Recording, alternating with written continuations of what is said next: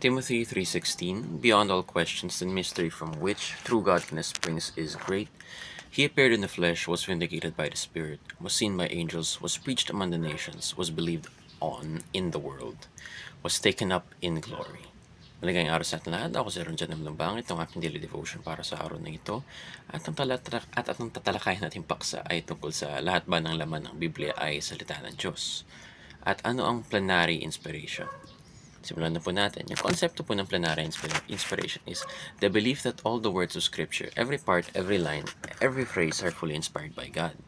So, the word plenary means complete or full. This means that the whole Bible, no, not just its moral teachings or spiritual ideas, is God-breathed.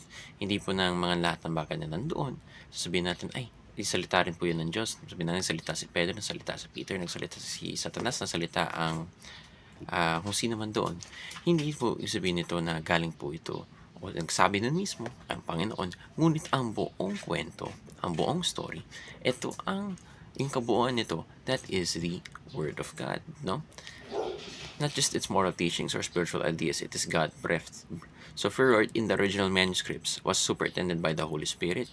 So, using human authors without error. So, this doctrine assures us that the Bible is trustworthy in all its teachings.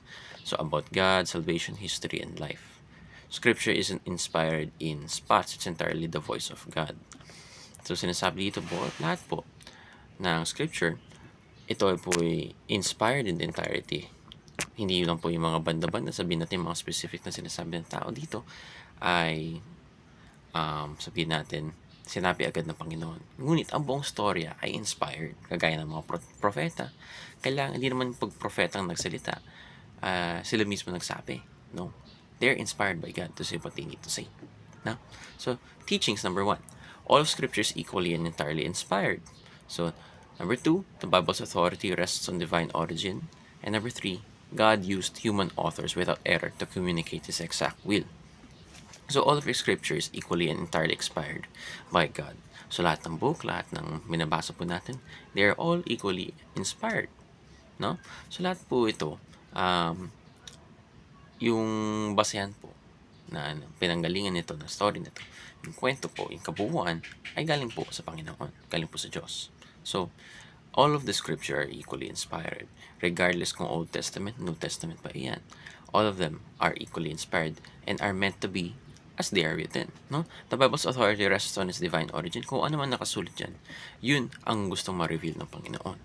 And God used these human authors without error to communicate His exact will, the way it's meant to be, and be shown in the Bible. Ano ba yung pinapunto doon sa kabuuan, no?